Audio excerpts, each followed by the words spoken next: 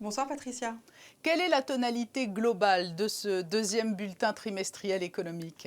Il faut être prudent dans notre analyse et notre conclusion parce que, effectivement, si la tendance globale est plutôt à la hausse par rapport à 2020, il faut se souvenir qu'en 2020, l'activité était largement impactée par 6 semaines de confinement. Donc l'INSEE a pris le parti pour cette publication de comparer à la fois par rapport à 2020 pour mesurer le rebond de notre économie, mais aussi avec 2019 qui était la dernière année normale, entre guillemets.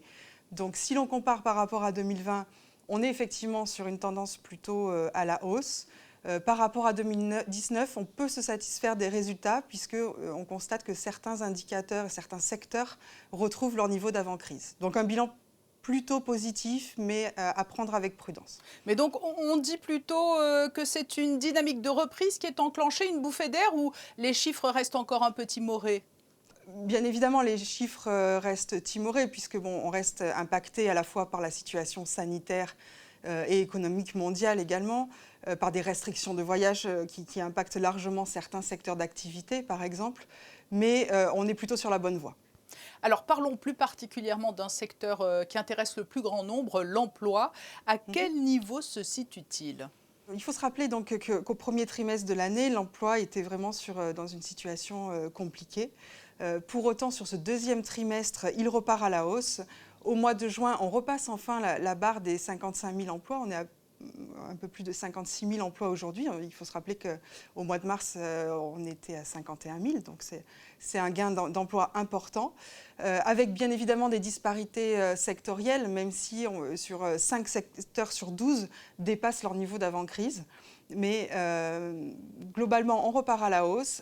Il faut se rappeler aussi qu'on mesure l'emploi de janvier à juin.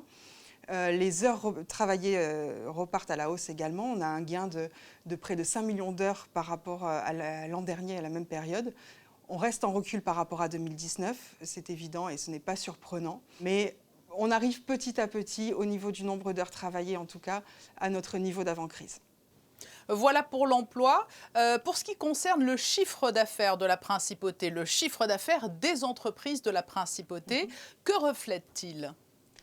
Alors c'est un indicateur qui est très positif ce trimestre et on cumule donc depuis le début de l'année ce semestre, on peut dire, puisqu'il atteint donc à fin juin 7,15 milliards d'euros, plus 671 millions d'euros par rapport deuxième trimestre 2020, mais surtout il est légèrement supérieur à 2019, ce qui nous laisse entrevoir donc cette tendance positive sur la bonne santé de nos entreprises. Alors là encore, il faut être prudent puisque bien évidemment, il y a de grosses disparités selon les secteurs d'activité et tous les secteurs n'ont pas rebondi de la même manière. Et quels sont les secteurs qui se sont révélés être les plus performants? Par rapport à 2020, on a par exemple le commerce de détail qui a fait un bond important tant en termes d'emploi qu'en termes de chiffre d'affaires, notamment dans tout ce qui concerne l'automobile, l'habillement, la bijouterie, avec de très bons résultats en termes de chiffre d'affaires également.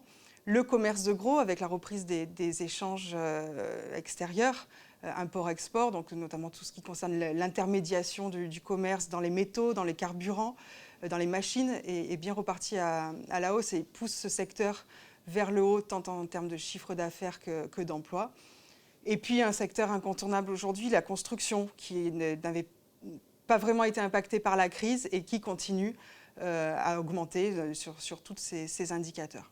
À l'inverse, quels sont ceux qui souffrent encore et toujours?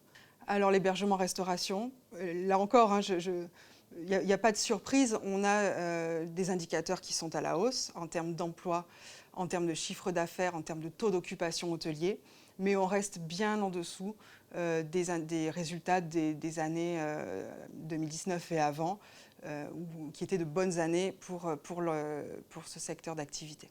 Idem pour l'événementiel, j'imagine? Oui, oui, tout à fait. Ce sont les secteurs qui restent les plus impactés.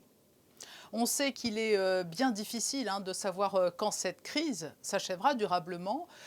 Mais en conclusion, est-ce que cela rend votre travail difficile, ou est-ce qu'au contraire, vous disposez d'outils qui vous permettent d'avoir des résultats, des analyses vraiment calquées sur la réalité? Les outils, les méthodes, on les avait déjà avant la pandémie. Moi, j'ai la chance d'être dotée d'une équipe très compétente au niveau technique, qui connaît parfaitement son métier, dont certains sont là depuis plusieurs années. Donc on a appliqué les mêmes méthodes. On s'abstient de toute prévision et je pense qu'aujourd'hui, d'ailleurs, même les meilleurs économistes du monde ont bien du mal à faire des prévisions sur la reprise de l'économie. Mais nos méthodes et nos outils étaient déjà bien confirmés avant la pandémie et ils restent les mêmes. On n'a pas innové en termes de méthode parce que ce n'était pas nécessaire. Sophie Vincent, merci pour ce point Merci à complet sur les 6 premiers mois de l'année. Merci Patricia.